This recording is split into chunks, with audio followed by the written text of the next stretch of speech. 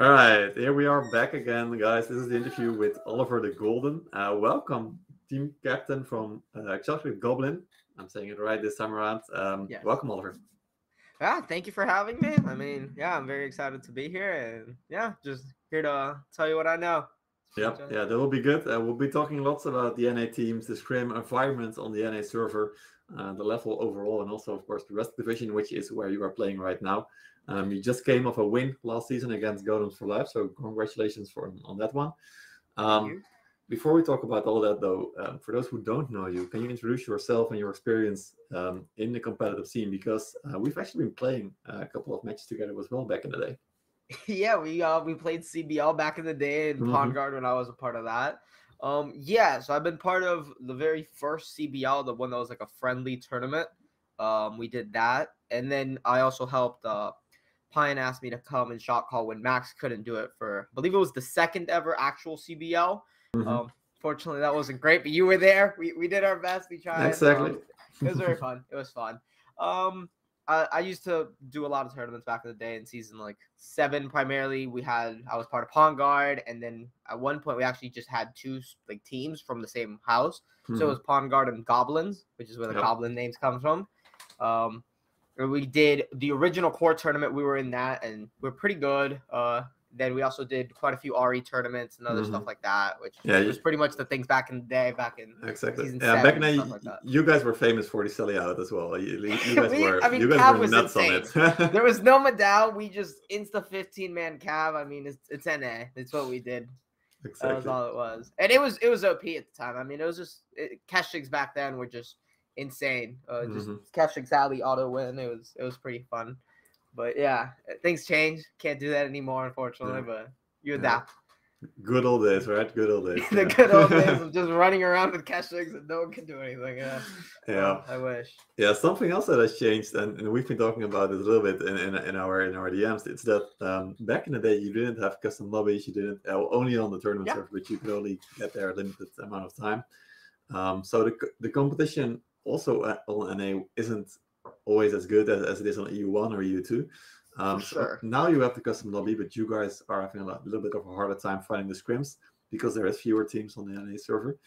So I know you want to talk about that. So just what do you want to start with? Yeah, so even back in the day, we were very frustrated at one of the tournaments at some point. I don't remember which one, but EU teams were allowed to scrim, but NA teams weren't. And it wasn't like a conscious effort. It was just the server was open during like EU time. So essentially during the day for NA. They get open like at noon and then it closed like at 6 p.m. So we could never do a scrim as NA, even though we had 2 teams back then.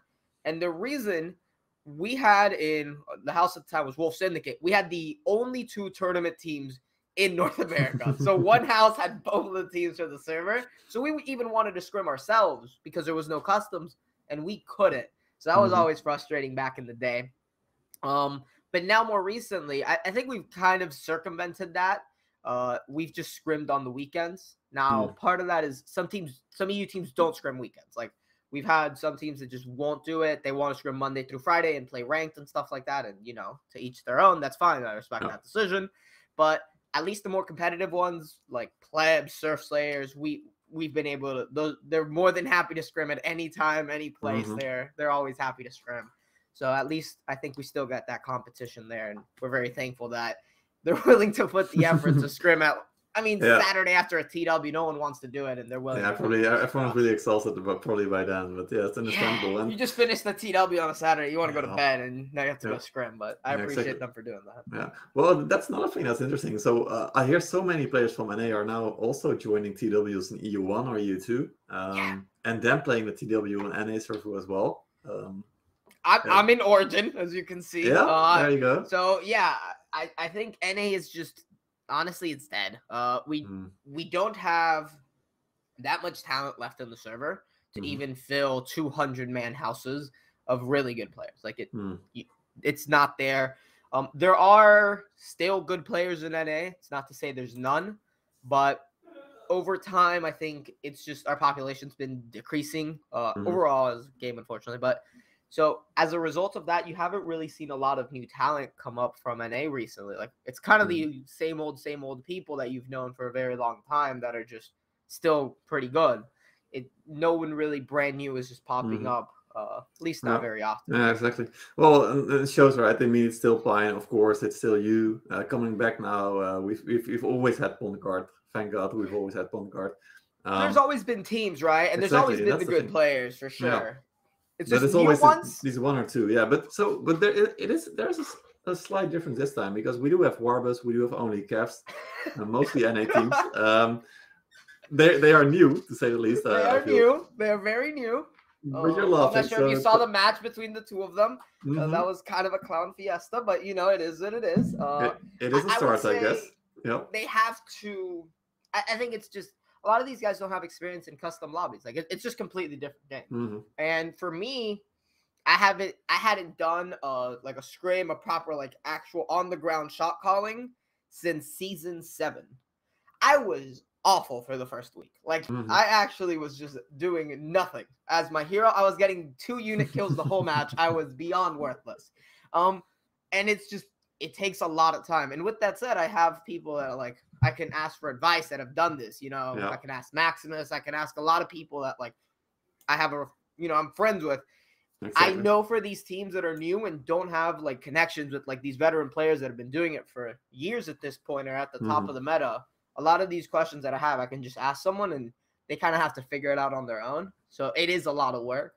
I'm really happy that they did take the step to actually try to improve and at least try it. Yeah, exactly. Well, I mean, that's a really good thing about CBR, right? It's that even if you're not good, if you're just here for the fun and you aren't able to maybe play so many games where you're slowly improving your gameplay, you can still play in the 2nd division. You won't drop out. You can always play it and maybe get better somewhere in the future. But yeah, exactly. And that's one of the big things that I really appreciate. For example, I mean, core tournament is a lot more competitive in terms of like if you have 2 games. If you lose 2, like not games, but if you lose 2 sets, you're done. You're out, right? Exactly. So, and that's how almost every tournament was until Rivals came along, and that changed everything. That I think brought a lot of improvement to the game because when you're seeing just 2 games and you're out, and there's no scrims, there's not really a lot of improvements. You didn't learn that much with playing for half an hour twice. Like it's not a lot of growth there to be done. Yeah, definitely. That's a big shock effect, and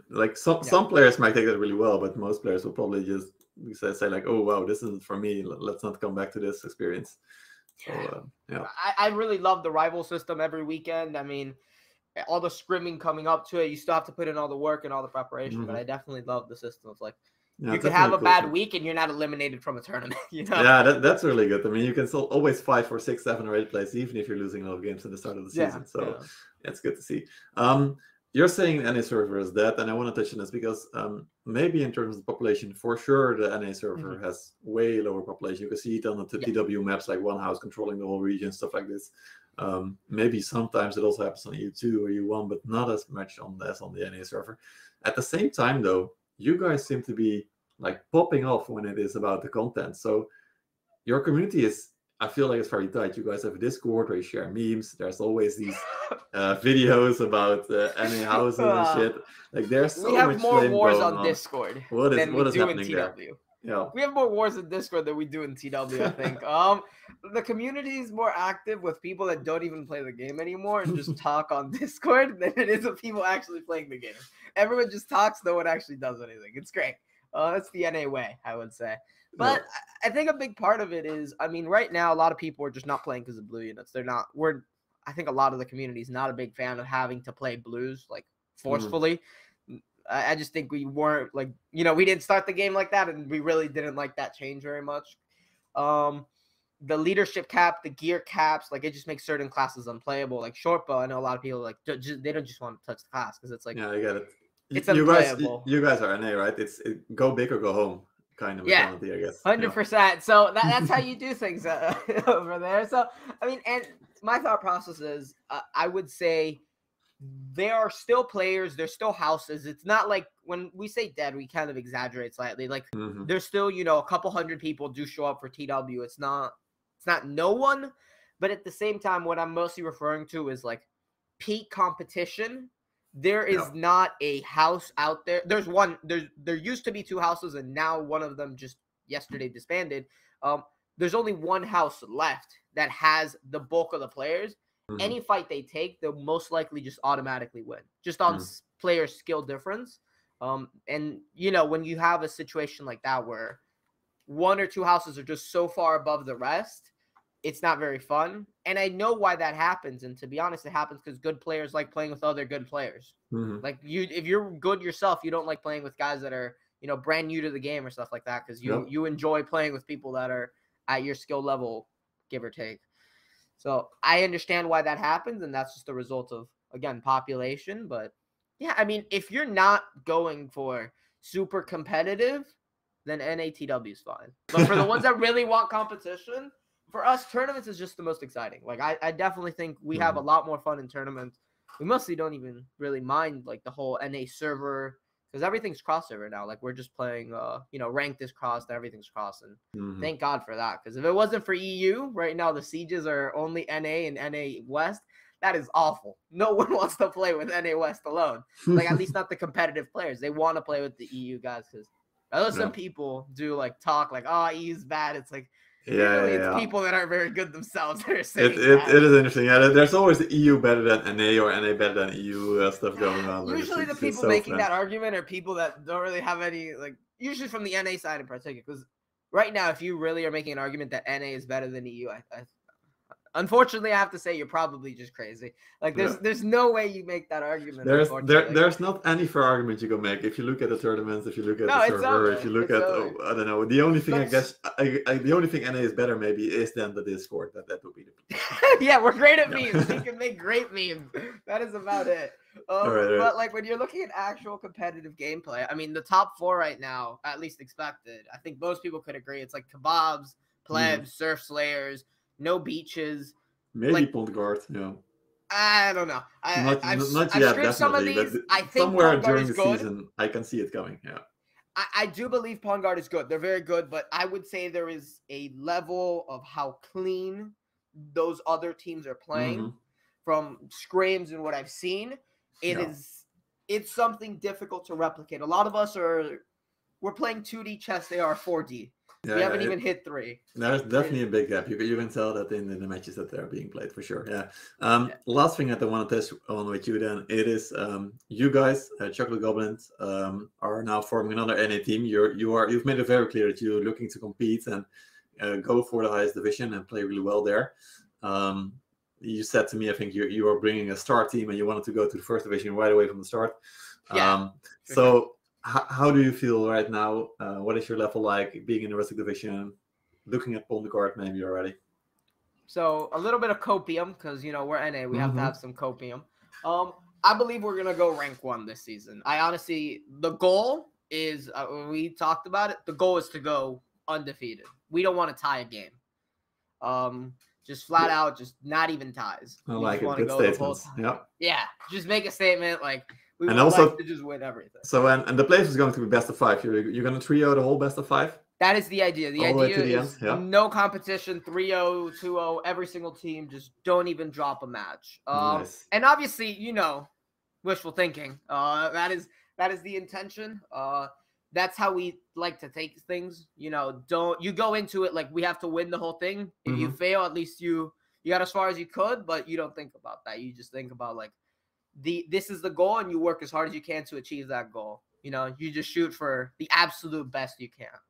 And I mean, we did want to start D2 for that reason, because it gives us time to grow. Like the biggest bottlenecks was our cohesion. I think mechanically, like our individual players' skill was very good, but we have noticed a huge difference from scrimming 2 weeks ago when we just got picked apart every time we did something to even every single scrim. You can tell the difference. It's just building up a little. Nice. You can tell it's just playing together makes a big difference, and we're definitely scrimming quite a lot. So that's definitely helping the amount of time we're playing together. It sure is. All right, sounds good. All right, I'm looking really forward to seeing you then this season. At the end of the regular season, we're going to be casting all of the playoff matches on the official CB Rivals channel. So we'll finally get a chance to see all of you live on the streams for sure. Then we'll see what your level is by then. That will be very for interesting sure. to see. Yeah, absolutely. I'm very interested to see. I would Yep. say right now we have a pretty good idea of where the Rustic division sits. I think with yesterday's matches plus some scrims we've done, I think I could pretty much predict to you what the top 4 teams are going to be right now, and I'm like 99% it's going to end up this way unless something major happens. Like it just seems quite evident now who's going to end up going 1, 2, 3, 4. All right. So, do you want to share? Sure, of course. Yeah. So right now, the top 4 teams I'm seeing is, in terms of individual skill, Gum Faction seems to be actually very good. I saw Susna was really putting them down, and I know a lot of these players. They have to work on cohesion for sure. They're a relatively new team. I mean, they started this season, right? Yep. But if they can figure this out, skill level, I think they've got it, and I think they showed it when they fought Fury of the Slavs. Although I think that was kind of a one-sided opponent. I do not believe Fury of the Slavs was expected to make it. They were one of the latest teams to join, so definitely not the strongest, probably. Yeah. We did a scrim against them, and you actually saw that scrim, if you recall. You were true. Yeah, true. Yeah, that was quite convincing. Yeah, on your side. That was quite convincing scrim. I think Paella is very good. I do believe they're gonna come out as the 1-2 in that group. I would say right now, I can't pronounce this name. It's like L8LY. Ali the memory. Yeah. Good luck with that. Yeah. I've been practicing on it. Yeah. I can't say that, but they seem to be doing pretty well. I think they're going to be the other team that comes out of the groups with us. For third place, I do believe Apes is going to come out in third. And I am expecting EG is going to come out third for Group B. All right, nice. Hey, good to hear it. Good predictions.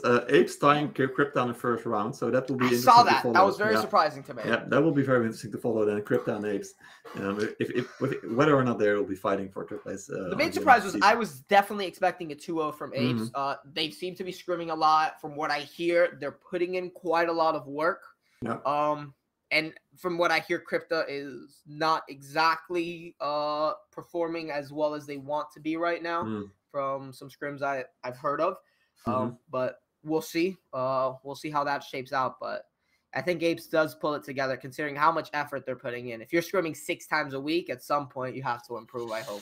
Yeah, that's an extremely shit amount of scrims. And that is the thing that interests me so much, is that it's that like the level of competitiveness inside the scrims, it's gotta be it's insane right now. If I compare it to how many teams I saw scrimming last season, like the top teams, maybe 4, 5, 6 games in a week, like pretty much the same as now, maybe even a little less. But the teams in the Rustic division and playing division, they were maybe scrimming once or twice, except for the teams that were doing really well. But right now it feels like all teams are scrimming lots and lots of games. I noticed, so like in our match when we played Golem's Life, I could tell the strat they were using came from a place of lack of scrims, or at least lack of good scrim partners. Because certain things they did, like they didn't have flamethrowers at the door. They just let us walk in. As soon as you do the push on the opposite side and you recognize how strong those flames are, which they saw, they just lost 100 units to them instantly. You understand how difficult that door is. So I guess it's like you're kind of playing 4D chess. You're anticipating they're going to do something and countering the thing that they're going to do. But then you notice they're not even doing those things because they just haven't scrimmed like competitive people. We did a scrim against Surf Slayers, and they destroyed us on this map.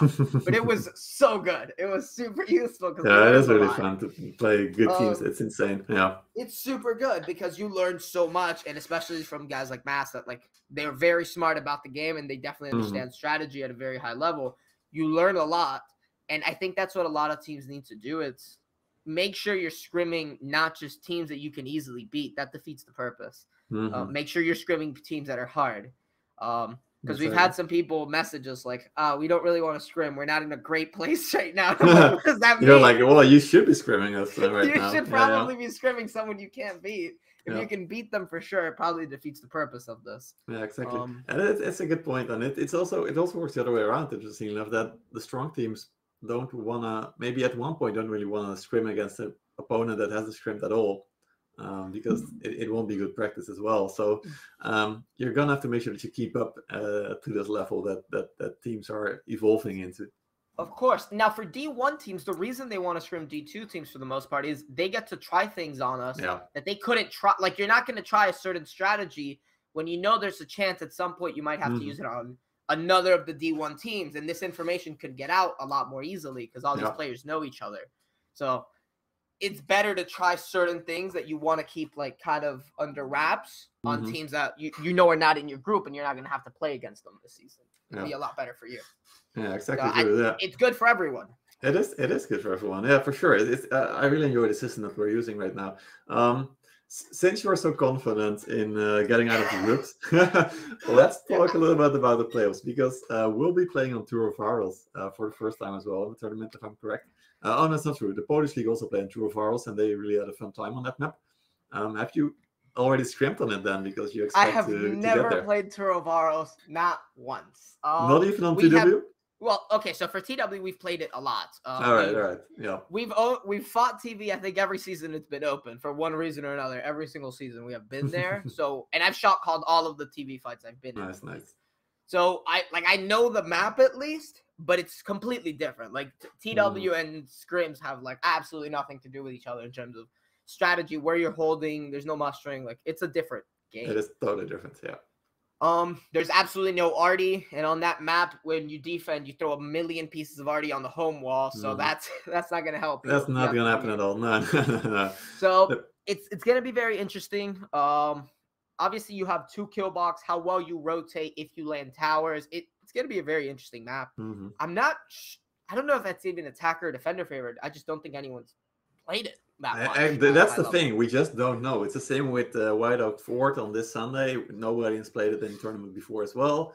Same for Tour of Varels. I mean, and Tour of Varels, just as White Oak Fort, different maps, but they both are so big, so massive that there are so many strategies you can potentially use on that map. So many avenues to approach. So we'll probably find out during the games that will be played whether the map is attack or defense favorite, or if it's finally a map that is balanced. Who knows? I mean, there's certain maps that I find truly balanced. Like Fjord is a wonderful map. I don't think anyone would consider Fjord like these maps flip. Like, it's 2-0 either direction all the time.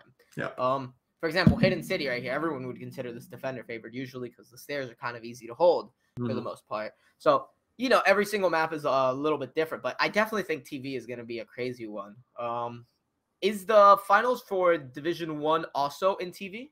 Yeah. The whole playoffs will be on Tour of Varels. Yeah. Very interesting. Yeah, I'm very excited for that. I think we might start streaming for that relatively soon. I mean, we're still week 1. We have 8 more weeks to go. Exactly. That's the other thing. There's still 6 more weeks to come. Actually, there's 7 rounds. So, still a long way to go. But it's good to hear you guys are so confident. Yeah. All right.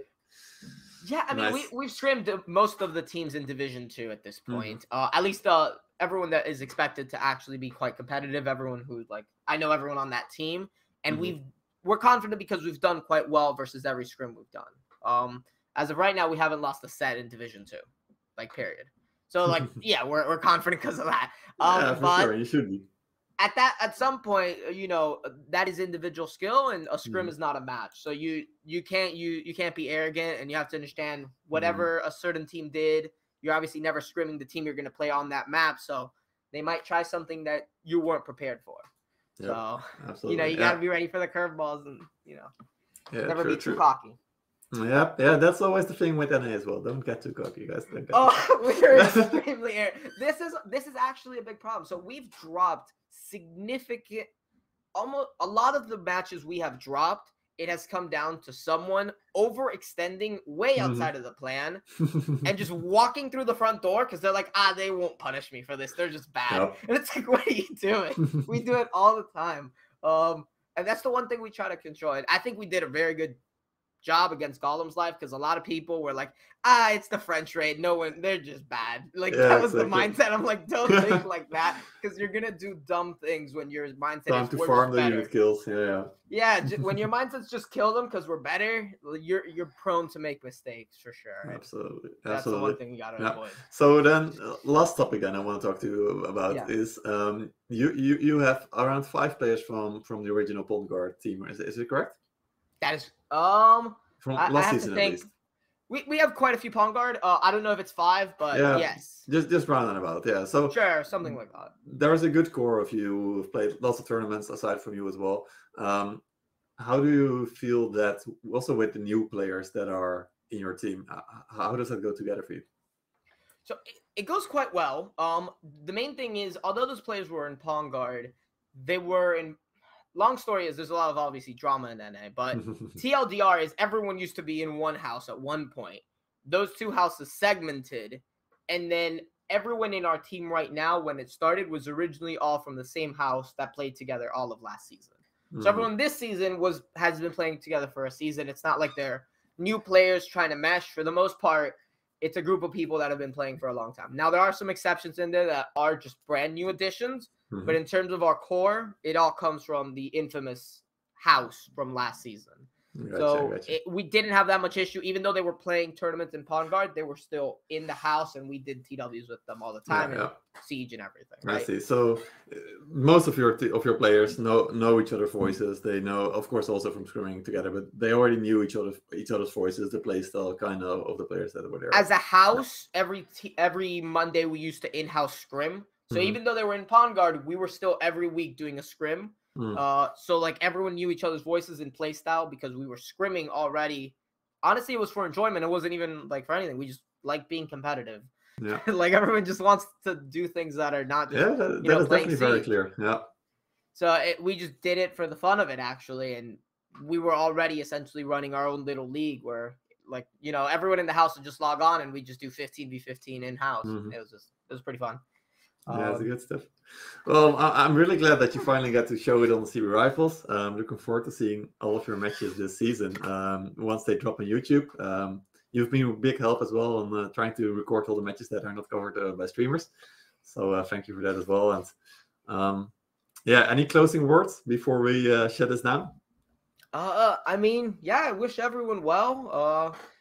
Honestly, it's been great. Thank you very much for doing everything you have been, and running this, because honestly I can't imagine anyone would want to put this much work that isn't you. It's crazy how much you do for the community. I really do appreciate that. And a lot of people say a lot of things, but to be honest, no one else is really signing up to do it. So I appreciate the fact that you're putting in all this effort to make the game more exciting for the ones that are here. So thank you, honestly. Thank you so much for saying that. That really helps because it is a ton of time. I'm not gonna lie. So thanks for that. All right. I know it is because even running a team is a ton of time. Yeah, so I can't imagine what putting an event is like. Exactly. Yeah, like I know how much time team captains put into, and then realize that I'm managing all the team captains. Well, whatever. If you're right. If we put time and you're managing all of us, and how annoying we have to be, considering that team captain chat doesn't ever shut up. I'm sure just reading that takes a couple hours a day. My working week has been extended by a few days. Let's keep it there. Yeah. Don't say that. Yeah. All right. Okay. Before we start talking about me, thank you, Oliver. We're gonna talk again in the future, probably in the first week of playoffs, at least, but hopefully before that as well. I'd love to, and I really hope some of the NA teams keep improving, and I would really like for the region to get in a better place. I'm glad some people did step up this season.